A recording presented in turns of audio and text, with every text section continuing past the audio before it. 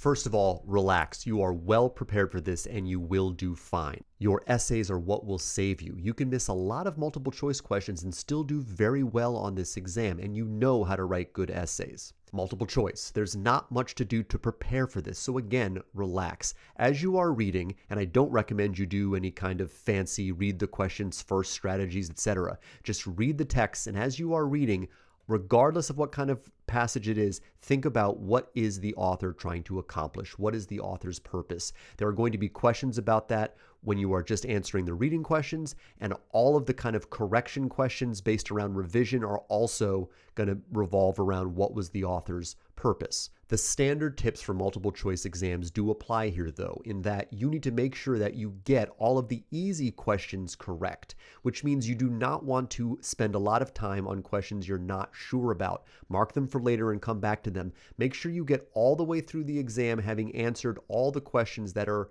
simple correctly. Then you can go back and review the harder ones. This will raise your confidence too, because you'll know you haven't run out of time, you've gotten all the questions you're confident about, and then it just becomes a question of making your best guess on the more difficult questions. And remember, that's really all you need to do, because your essays are what will save you. Quick disclaimer about all your essays.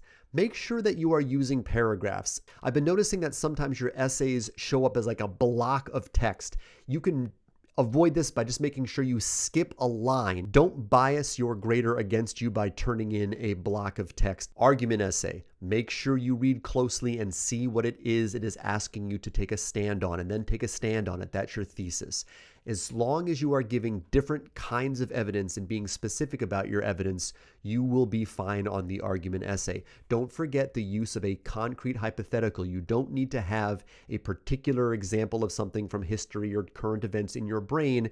That would be nice, but you can always fall back on a vividly illustrated hypothetical example as long as it is reasonable, and you are of course allowed to talk about your own personal experience. Just make sure you have a variety of evidence. The synthesis essay is just an argument essay, and in a lot of ways it's easier. You do not need to read all the sources. You can save a lot of time there actually by making sure that you get the couple of quotes that you need and then move on to the essay, which you will write as if it is a regular argument essay. If you want to elevate your score in terms of the sophistication, a great easy way to remember synthesis is to ask yourself, what would each of the sources say about the non-textual source? They'll give you a graph, they'll give you a cartoon. It's an easy way within your paragraphs to show that the sources are talking to each other. If you ask, what would source A say about this cartoon? What would source B say about this graph? There, you're doing synthesis. And also remember that the synthesis essay always gives you an opportunity to rebut a source that disagrees with you. The rhetorical analysis essay is your piece de resistance. It is the hardest task and is the one we've spent the most time preparing. Remember, you are better at this than you think you are. Read the background information closely. It will almost always tell you what the text's purpose is, and you can incorporate that into your thesis statement. The other thing about the background information is that it will probably give you clues about the context, the SOAPs, the subject, the occasion, the audience, the speaker.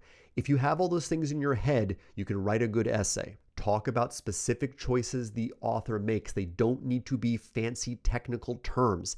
Any decision that the author made that can be rationalized as a smart strategy can make a piece of evidence in your rhetorical analysis essay. Remember to always tie it back to the purpose. This was a smart strategy because. Why was this choice the author made a smart decision to achieve their purpose?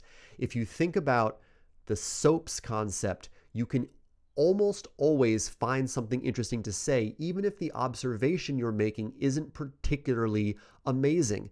Because if you think about who is the speaker and why does that matter? Who was the audience? What would I assume this audience would think about this topic? What is the topic? What are some of the stories and narratives around there that the author is clearly responding to?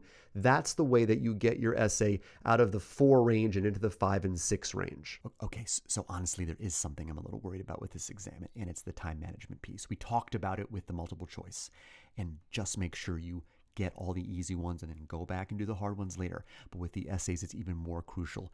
All of you, every single one of you can, even on an off day, knock out a reliable essay that scores a 4 for all of these essays. You need to make sure that you don't end up in a situation where you spend so long writing a perfect rhetorical analysis that you don't have enough time to write a good argument essay. Budget your time. Do what you need to do to knock out a competent essay with a thesis statement and several body paragraphs with clear topic sentences that always remember to tie it back.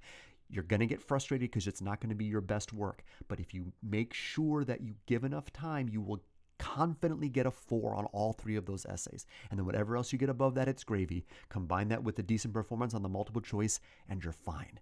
Please budget your time. Good luck.